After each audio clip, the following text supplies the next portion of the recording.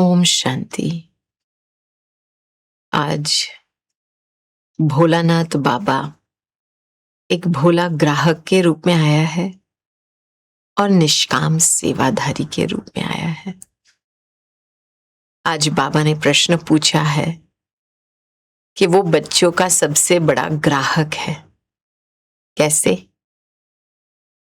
कि वो सब पुरानी चीजें लेकर के और उसके रिटर्न में नई नई चीज देता है। ऐसा ग्राहक कभी देखा है क्या? बच्चे कहते हैं, बाबा ये तन मन धन सब स्वाहा करते, सब आप ले लो। और उसके एवज में बाबा क्या देते हैं? एक नया ब्यूटीफुल तन देते हैं और अपार धन देते हैं। तो क्या हम क्या देते हैं? तो क्या लेते हैं और क्या हम देते हैं? कितना बड़ा अंतर है। स्वर्ग को एक पवित्र गृहस्थ आश्रम कहा जाता है, जिसमें अथाह सुख अति संपत्ति है। तो इतना बड़ा भारी प्रारब्ध मिला, तो सोचो हमने क्या दिया है। अभी सुदामा का मिसाल आता है भक्ति में। उसने बहुत प्यार से, बड़ी भावना से, जो इसके घर में था, एक मुट्ठी चावल ही था, वो लेके गया। अपने लिए नहीं सोचा, वो लेके गया अपने मित्र को देखने के लिए। मित्रता की भाव थी, प्यार की भावना था। और जब वो कृष्ण को मिला, बड़े प्यार से मिला और वापस गया, तो उसको क्या मिला रिटर्न में? एक बड़ा महल मिला। तो क्या महल वो चावल, मुट्ठी चावल का रिटर्न था, या वो महल प्यार और भावना का रिटर्न था? कभी कभी हम सोचते हैं हम ये कर्म करेंगे तो हमारा अच्छा नतीजा होगा, लेकिन कभी कभी इसमें स्वार्थपना भी आता है। लेकिन जिसकी भावना शुद्ध रहती है और जो व्यक्ति गुणदान करता रहता है अपने कर्मों द्वारा, उसको ही निस्वार्थ कहा जाता है। तो बाबा एक बड़ा ग्राहक, बेहद का ग्राहक, बेहद के बच्चों का ग्राहक है। माना आत्माओं के साथ डील करता है। आत्मा में क्या चीज है जो बाबा को चाहिए? हाँ, सब विकारों का, सब पुराने संकल्प, पुराना बोझ, दुख, सब कुछ ले लेता है बाबा। और रिटर्न में हमको एक नई स्मृति देता है, नई वृत्ति, नई दृष्टि, ताकि हमारे अंदर वो ताकत भरे एक श्रेष्ठ कर्म करने के लिए, एक नया संसार ले आने के लिए। तो आज बाबा ये भी बात बता रहे हैं कि बच्चे, मैं निष्कामी हूं, मैं निष्काम सेवा करता हूं। मैं कोई लालसा नहीं रखता हूं कि जब मैं बूढ़ा होऊंगा तो बच्चे मेरी सेवा करें, जैसे फैमिलीज में होती है ना। हाँ, माँ बाप बड़े होते हैं तो आश रखते हैं, इच्छा रखते हैं कि बच्चे जब बड़े होंगे तो हमारी संभाल भी करेंगे। आजकल तो वो कम होता है, माँ बाप को तो बूढ़े घर में रख देते हैं। तो शिव बाबा का तो कोई शरीर नहीं है, इसके वजह से वो अभोक्ता है। कोई भी कर्मेंद्रियों का रस नहीं लेता है बाबा। जैसे हम आत्मा इन कर्मेंद्रियों से रस लेंगे। आपने कुछ खाया, कुछ अच्छी चीज खाई तो अच्छा फीलिंग आएंगी, कुछ बुरी चीज खाए तो बुरी फीलिंग आएंगी। तो बाबा सुप्रीम रूह के रूप में आया है, रूह को पढ़ाने के लिए। और ये स्मृति दिलाते हैं कि बच्चे, रूह सब कुछ करती है, रूह सुनती है, रूह समझती है, रूह में ही ये संस्कार बैठते हैं। कई बार भक्ति मार्ग में कहते हैं कि आत्मा निर्लेप है। अरे आत्मा निर्लेप होती तो पाप आत्मा पुण्य आत्मा क्यों गाया जाता है? तो उसके बदले हम बोलते हैं ना, पाप शरीर पुण्य शरीर। तो बाबा ने ये बात भी अंडरलाइन की है आज। तो चलो हम 1 सेकंड वो स्मृति की स्विच ऑन करें कि हम कौन है, हम किसके हैं, हमारा बेहद का कर्तव्य क्या है। तो 1 सेकंड के लिए सभी अलर्ट बैठिए और एक गहरा श्वास लीजिए। और जैसे श्वास छूटता है उसके साथ सब पुराने संकल्प, पास्ट के संकल्प छोड़ दीजिए और पूरा अपना ध्यान इस वर्तमान समय में एकाग्र कर लो।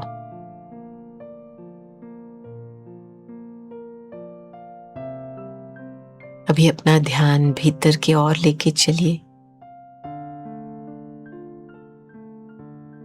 और अपने आप को फील कीजिए, मैं कौन हूं अंदर।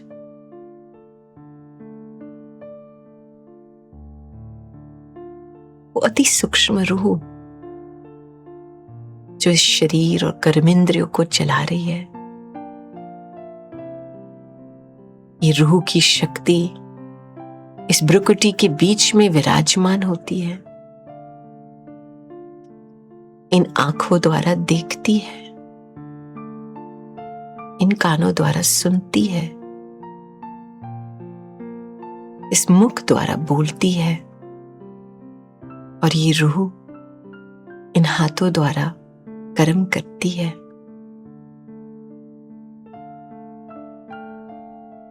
इस अति सूक्ष्म रूह में सुप्रीम रूह ज्ञान का सागर, ज्ञान की रोशनी भरता है। उस रोशनी से अंतर मन बुद्धि खुलता है और आत्मा समझती है पाप क्या है, पुण्य क्या है।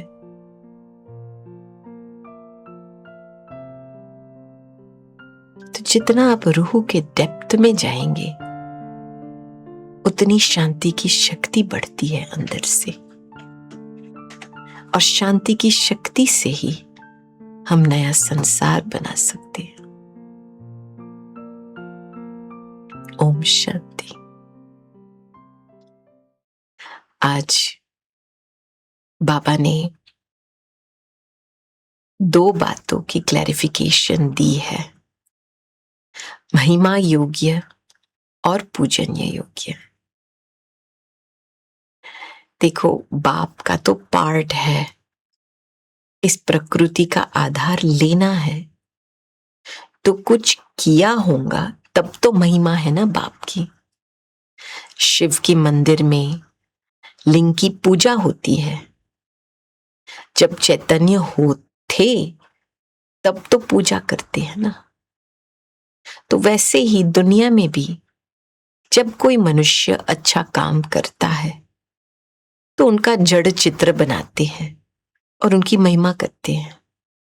तो आज खास करके बाबा ने नेहरू जी को याद किया। तो हमारे लिए वर्तमान समय मनुष्य आत्माएं अच्छा कर्म कर सकती है। अच्छा कर्म माना जिसमें गुणदान हो, निस्वार्थ भाव से हम कर्म करते हैं, तब हम महिमा योग्य बन सकते हैं। और आज बाबा ने ये बात बताई है कि मनुष्यों की पूजा नहीं हो सकती, क्योंकि मनुष्यों का जन्म इस समय में विकार से होता है, तो उनकी पूजा नहीं कर सकते हैं। केवल देवताओं की पूजा कर सकते हैं। अभी ये स्मृति जब स्विच ऑन होती है कि जिसकी पूजा हम करते थे, हम वो ही देवी देवताएं थे, तब फिर पूजनीय लायक बनने के लिए क्या पुरुषार्थ करना चाहिए। बाबा ने बहुत बारी बताई है कि बच्चे, एक तो है गुणदान करना, जिसके आधार से हम महिमा योग्य बनते हैं। लेकिन दूसरा है एक रस अवस्था बनानी है। जब आत्मा एकदम एक रस अवस्था में टिक जाती है, तब वो प्यूरिटी की शक्ति जमा कर सकती है और पूजनीय लायक बन सकती है। तो अभी अपने विवेक मन दिल से पूछिए, क्या मेरे कर्म में निस्वार्थ भाव है? क्या मेरे संकल्प में निस्वार्थ भाव है? मेरी भावनाएं शुद्ध है? अपना चेकिंग कीजिए। फिर आज बाबा ने बच्चों को रिमाइंड किया है कि बच्चे नए संसार में जा रहे हैं, पवित्र देवताएं बनना है, तो वर्तमान समय सच्चा सोना बनना है। बाबा ने बहुत बारी, कितने बारी, हर मुरली में बाबा ये बात अंडरलाइन करते हैं कि बच्चे, सिर्फ याद की यात्रा से तुम पावन बन सकते हैं। तो आज भी बाबा ने दो बातें बताई है कि सच्ची याद से माया भाग जाती है और दूसरी एलॉय निकलती है। अभी याद से माया कैसे भागती है? माया है क्या? माया है हमारी कमी और कमजोरी। तो जब हम उस एक ईश्वर को सच्चे दिल से याद करते हैं, तो ईश्वर की ताकत, ईश्वर की शक्ति आत्मा में भरती है, तो जो कमी है वो भर जाती है और आत्मा अपने आप को बलवान महसूस करती है। जब आत्मा शक्तिहीन होती है, तब तो माया के प्रभाव में आती है ना। और ये दूसरी बात, एलॉय। एलॉय कहाँ होती है? अब देखो ना, सच्चा सोना में एलॉय मिक्स होता है तो वो आर्टिफिशियल सोना बनता है। सच्चे सोना में शाइन नहीं होता है ज्यादा, लेकिन जो आर्टिफिशियल सोना होता है वो बहुत शोवी होता है, बहुत शाइनी होता है। तो सच्चा सोना बनना है, माना नियत साफ, हमारे इंटेंशंस सच्चे और साफ होने चाहिए। कुछ भी कार्य शोवी पिक्चर के लिए नहीं करना है, ना कि काम चलाओ होकर के कुछ करना है। कुछ भी कार्य करना है फुल अटेंशन देकर के, सिंसियर होकर के वो कार्य कंप्लीट करना है, जो भी आए सामने से। कभी कभी हम इच्छावश काम करते हैं ना, मुझे ये नहीं करना है, ये करना है, मैं ये करूंगी तो मेरा आगे पद शान बढ़ेगा, पद बढ़ेगा। तो हम थोड़ा स्वार्थ भाव में आकर के कार्य करते हैं। अभी एलॉय और जंक, इन दोनों में फर्क क्या है? जंक देखो वातावरण से चढ़ता है, माना हमारे कंपनी से, हम बुरी कंपनी में रहते हैं, बुरा संग में आ जाते हैं तो उसका प्रभाव चढ़ता है। तो इसलिए बाबा हमको ये भी रिमाइंड करते हैं कि बच्चे, सर्व संबंध बाप के साथ रखो, तभी जंग उतरता है।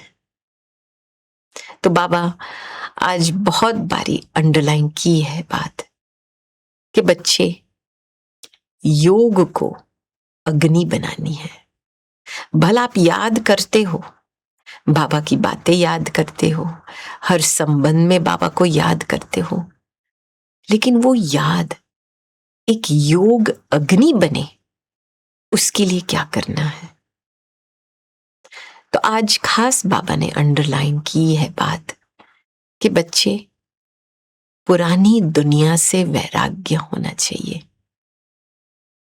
भल दुनिया में सन्यासी लोग हैं, उनका हद का वैराग्य है, वो घर बार छोड़ के जाते हैं, लेकिन बच्चों का वैराग्य बेहद का है। देखो, एक होता है सन्यास, जो हम कई कर्मों का सन्यास कर सकते हैं, लेकिन दूसरा होता है, इससे भी ऊंचा होता है त्याग। और त्याग है कि हम जो कर्म करते हैं अच्छा कर्म भी करते हैं, लेकिन उसका फल हम नहीं खाते हैं। निमित्त भाव होकर के हम कुछ करते हैं, त्याग भावना से हम कुछ करते हैं, तब तो बेहद का वैराग्य रहता है। तो जब वो अवस्था आती है वैराग्य की, तब फिर बिल्कुल हमारा वेस्ट खत्म हो जाता है। बाबा ने बहुत भारी बच्चों को समझाया है, बच्चे बिंदु रूप का अभ्यास मजबूत बनाओ।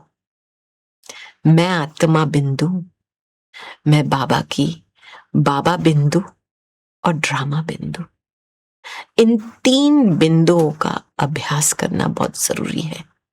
क्योंकि जब व्यर्थ खत्म होता है, तब तेजी से आग, प्यार की आग बढ़ती है। व्यर्थ के कारण प्यार की कमी हो जाती है। ये अग्नि क्या है? प्यार की अग्नि है ना। फुल प्यार चाहिए, मिक्सचैरिटी नहीं चाहिए इसमें। तो आज बाबा चलते फिरते, उठते बैठते, बीमार हो तो भी लेटे हुए बाबा को याद कर सकते हैं।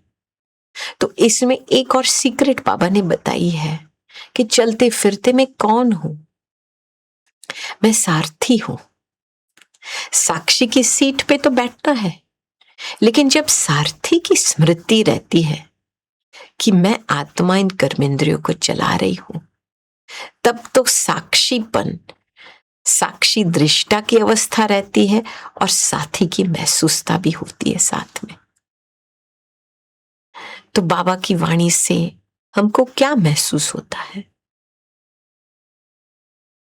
कि बस एक शिव बाबा को याद करो और चक्र फिराओ। अभी 1 सेकंड के लिए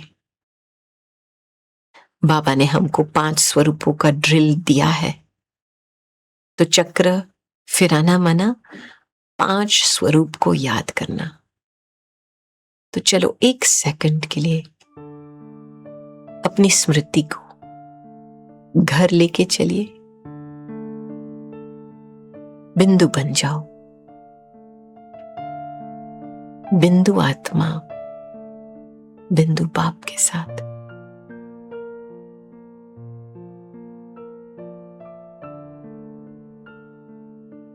अभी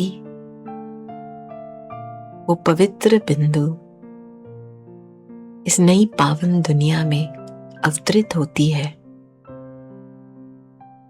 एक पावन शरीर, पावन प्रकृति,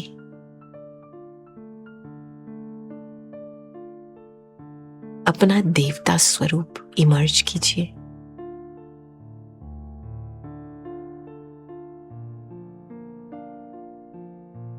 अभी 1 सेकंड के लिए अपना पूजनीय स्वरूप इमर्ज कीजिए। शुभ भावना का स्वरूप, रहम दिल का स्वरूप।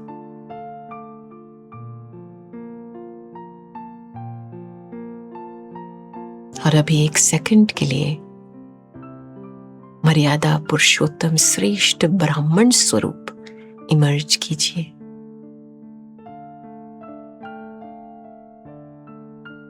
त्यागी, तपस्वी, राजऋषि।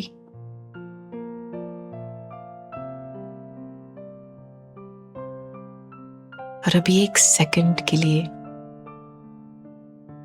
अपना लाइट का वस्त्र पहन लीजिए और फरिश्ता स्वरूप बन जाओ। ईश्वर की साकाश चारों तरफ फैलाओ।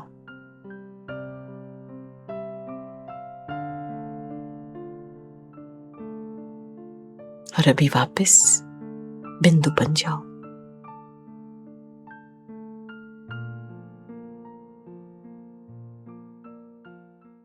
अभी देखो, एक तरफ शिव बाबा को याद करो, दूसरी तरफ अपने 5 स्वरूप को याद करो, चक्र फिराओ। तब तो देखना बेड़ा पार कितना सहन रूप से हो जाता है। आज वरदान में बाबा ने हम बच्चों को सावधानी दी है कि बच्चे कदम कदम पर सावधान रहना है। कभी बड़ी दादी दादी प्रकाशमणि जी जब यूथ को मिलते थे तो यूथ वाले कंप्लेंट करते थे दादी जी को कि दादी जी हम इस पुरानी दुनिया में रहते, संसार में रहता है, इतनी माया है, बहुत डिफिकल्ट लगता है। तो दादी जी क्या कहती थी कि ये कांटों का जंगल है और इस जंगल में आप कांटे को दोषी नहीं बनाएंगे, लेकिन बुद्धि का पांव कहाँ रखना है उसका ध्यान रखेंगे ना, ताकि कोई कांटा आपको चुभे नहीं। तो वैसे ही आज बाबा हमको रिमाइंड कर रहे हैं कि अपने हाईएस्ट पोजीशन में रह करके कदम कदम पर सावधान रहना है, क्योंकि एक कदम में पद्मों की कमाई है और वो हम हर कदम श्रीमत अनुसार लेंगे, न कि मनमत के प्रभाव में।